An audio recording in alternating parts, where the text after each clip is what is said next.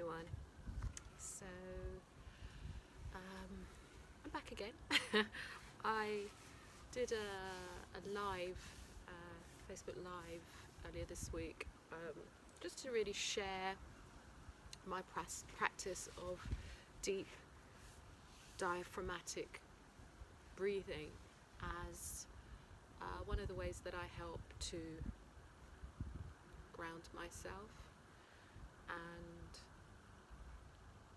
alleviate any kind of anxiety that I may be feeling. However, I didn't realise Facebook Live doesn't like landscape, doesn't like when you're actually filming in landscape. So I was like that, which I think, as much as people might have wanted to watch, probably caused them a little bit of anxiety. So it was a little bit distracting. So I thought I'd redo, or just reiterate what it was I did. So anyway, before I begin though, I just want to send out, just stop and feel gratitude for the health workers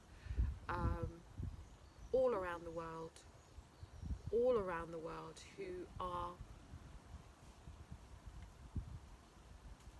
holding us up at the moment, whose heart-centered devotion is taking care of those who are most affected by our current health crisis. Just want to say thank you so much for that dedication and for even following that calling, which was obviously something that might have been implanted in them a long time ago, but here they are, center stage doing an amazing job, a very difficult job at the moment, but just want to say thank you so much to all of you. So yes, I want to share this practice as a way to alleviate anxiety as well as support the immune system. So a couple of days ago I went over the benefits of deep diaphragmatic breathing. I use it in my meditative practices. It's what I practice daily, as much as I can, for just remaining calm throughout the day, whatever the day throws at me, as well as going into my more deeper meditations at different times of the day. But anyway, let's go over the benefits. And I think I noticed as well, when I quickly looked back at the video from earlier this week, that my colours weren't vibrating as much as they can. Also, I think it might be, I don't know if it came out as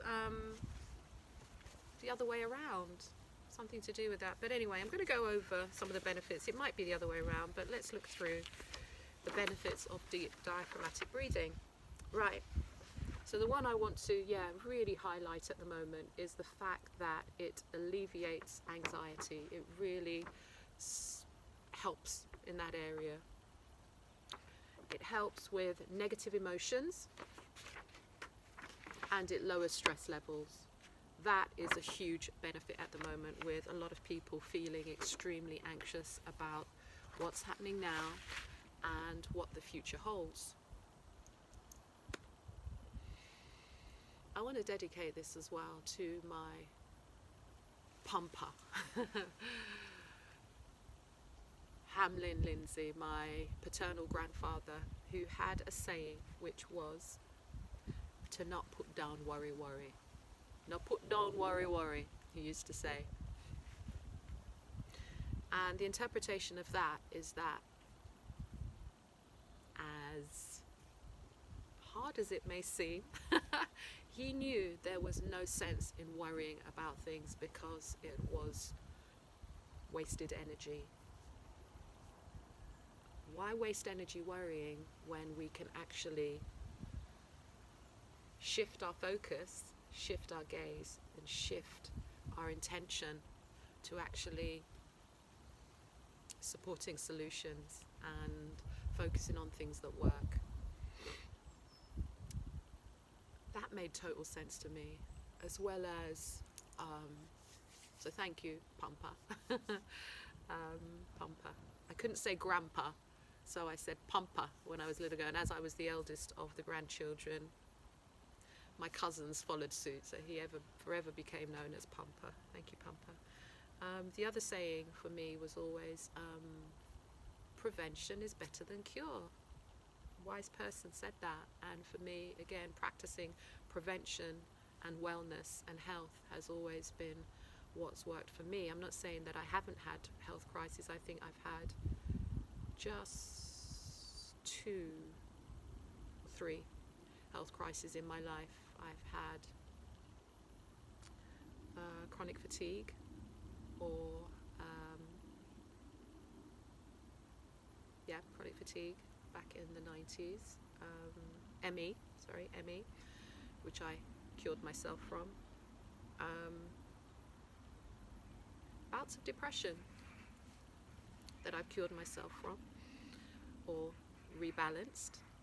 Both of those were rebalancing exercises. And sciatica, just about 1.5 years ago, again a rebalancing exercise. So just 3 health crises I've ever had in my life. And but yeah, prevention is better than cure. So first benefit, alleviates that anxiety and stress, which, if we're getting to the core of it, produces this calm mind. And isn't that what we all are aiming for, this calm mind where we are getting rid of that chattering monkey, those voices inside our head that are constantly keeping us overactivated. The other thing that deep diaphragmatic breathing does is increase the oxygen, increases the oxygen to our body and our brain. It's kind of fundamental, isn't it, that we have oxygen flowing throughout our body, carrying around nutrients and everything that we need to really have the energy that we need, as well as the brain, taking all that lovely oxygen to our brain so that we're functioning, and it's functioning at optimum levels. It detoxifies. Deep breathing detoxifies our body, as well as we're inhaling, we are inhaling oxygen. As we are exhaling, we are detoxing, getting rid of all those toxins that are hanging around in our body. So detoxes.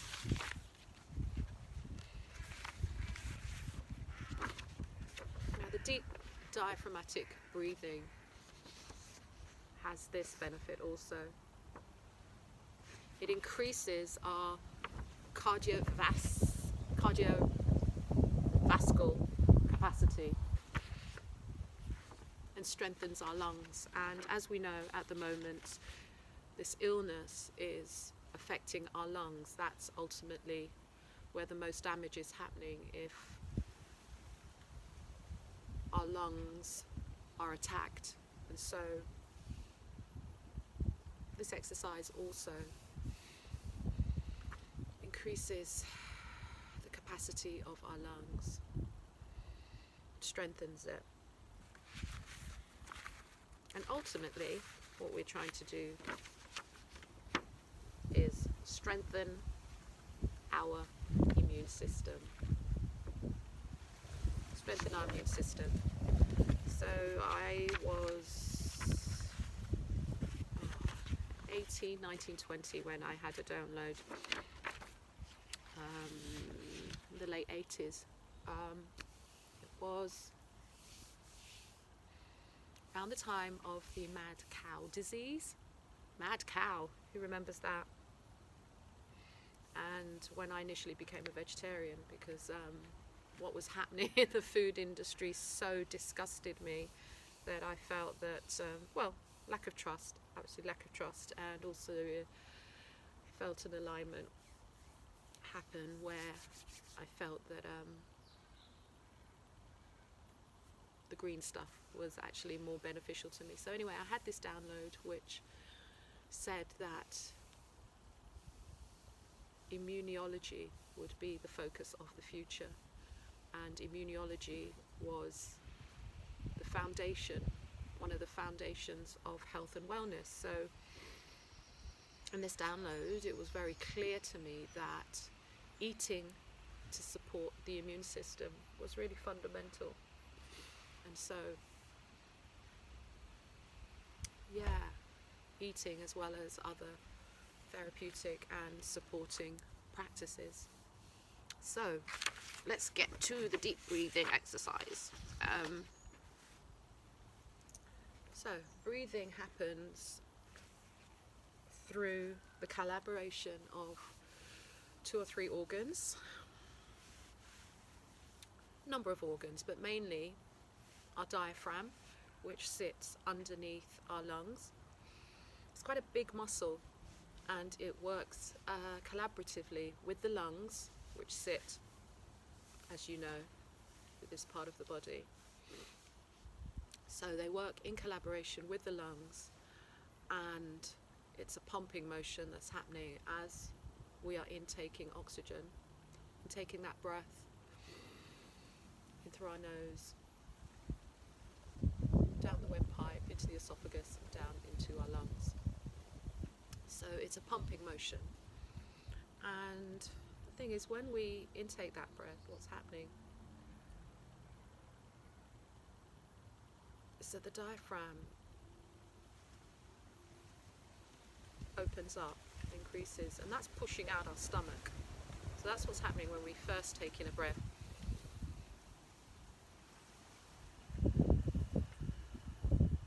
And as it pumps, that fills the lungs before then passing through as the exhalation. And you can see my diaphragm has gone back in. So I'm going to demonstrate that again, and you can watch my hand here, which will go up and down, but I'll also use my hand to illustrate what's happening as I intake that breath.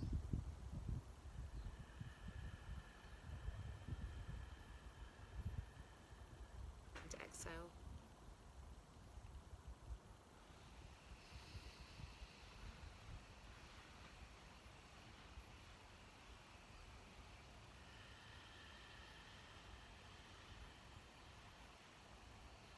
I hope you can see that. So taking that deep breath, the expansion happens. And as I exhale, it contracts. What also happens when we're breathing, if we are breathing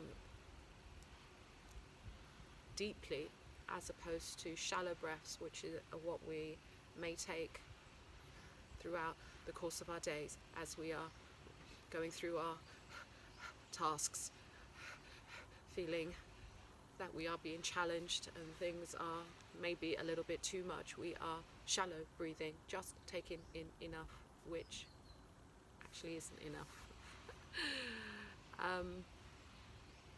But what happens when we truly deeply breathe is that there is an intake of breath, but there's also this pause before we then breathe out again. And then there's another pause before breathing in again. The pause is an amazing place to be. We could go into that. That's a whole day's worth of contemplation and study. But for now, intake, pause, out breath.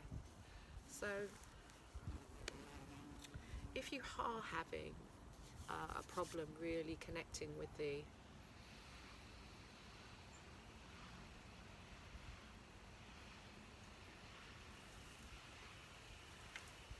rise and fall as that breath flows in and out, try doing it lying down, because it's what we do when we go to sleep, and what we're aiming for is that lovely motion that we see beautiful newborn babies achieve, and we all achieve really when we're sleeping, but that lovely rise and fall as the mechanics just take over and do their thing. So, but if you're having problems connecting with it, try lying down. Try lying down. See where you'll be able to observe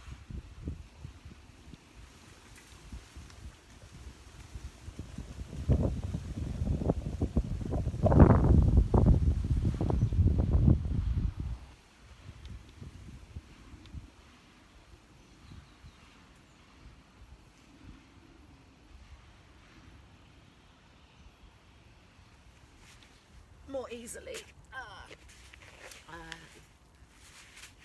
the motion of the breath. So for the next 5 minutes, let's just practice. Let's just find a point of peace, a point of calm,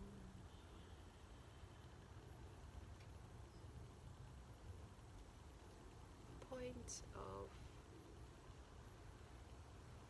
absolute relaxation.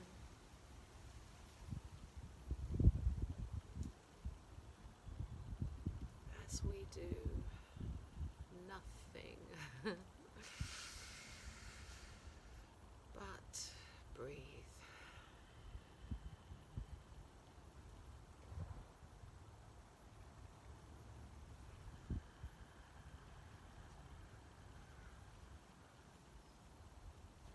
Nothing but focus on this very wonderful, fundamental process of our body temple.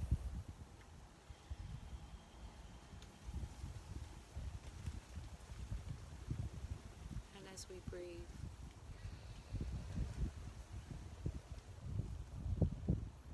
slowly in, acknowledging the pause before breathing out again, and just observing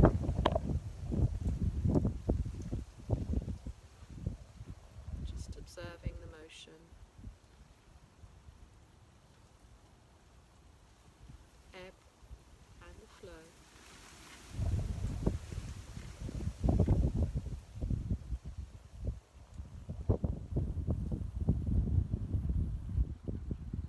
Our mind may wander onto other matters, but that's okay. Gently bring it back as many times as you need to. It really doesn't matter. But there will come a point where nothing matters more than achieving real oneness with a very simple, beautiful process of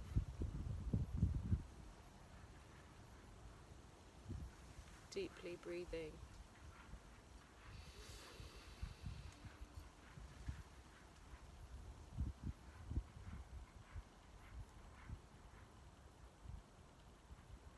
In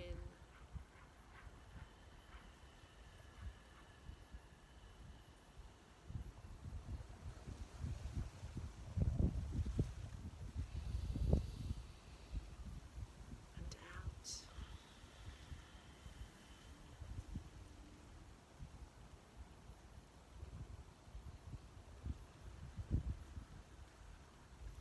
starts from a different rate, different number of counts of how many in-breaths and out-breaths they might take in a minute.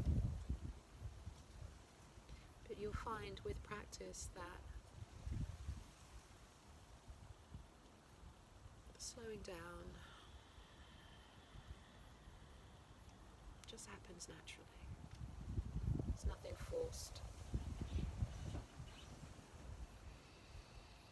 There is no competition here. There is just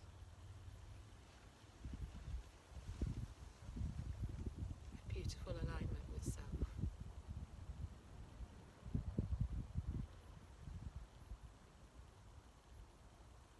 Just a beautiful place.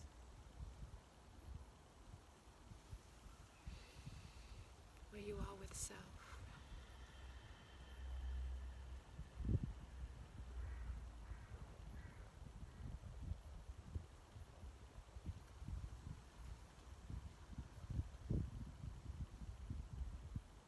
It's one of the greatest gifts you can give to yourself, is to have this point of peace.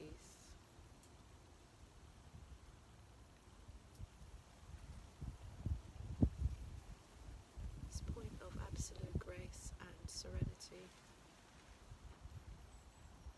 calm, ease.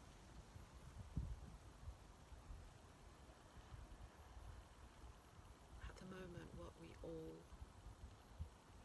all seek and all want is this point of peace, this ease, as opposed to the dis-ease. So I would encourage you to claim it.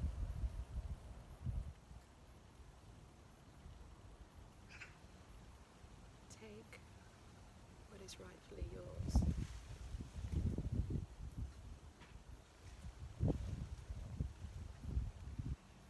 A vision of perfect health, perfect wellness, perfect balance,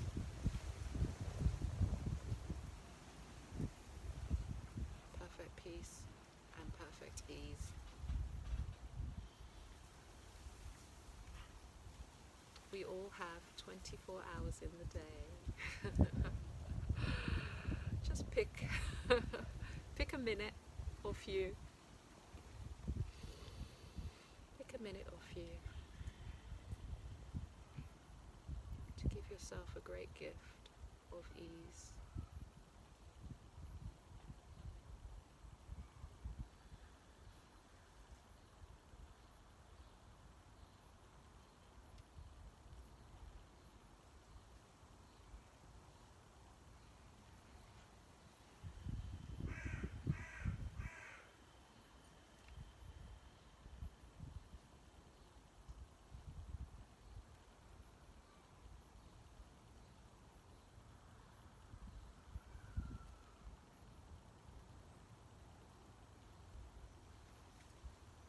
Once you get to a point of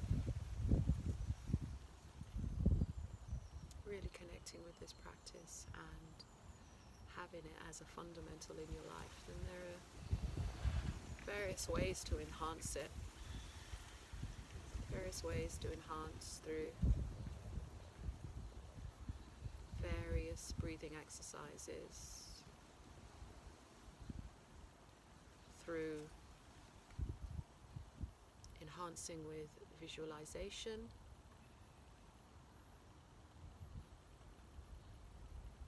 enhancing through the beautiful science of music and the beautiful science of mantra.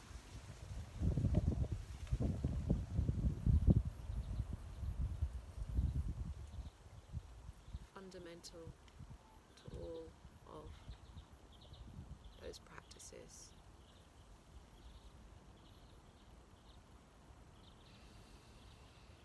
Very, very simple connection with breath. So I could actually go on for quite a long time, but I think for this exercise, for just sharing with you, I think that might be enough for today.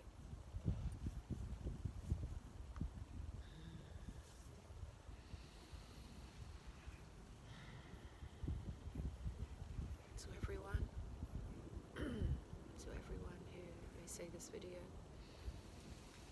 I send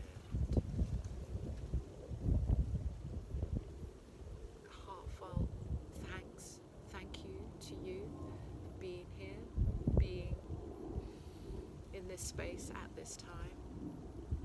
Thank you for being in this space at this time in your life. Thank you for being in my life, and much love and gratitude to you.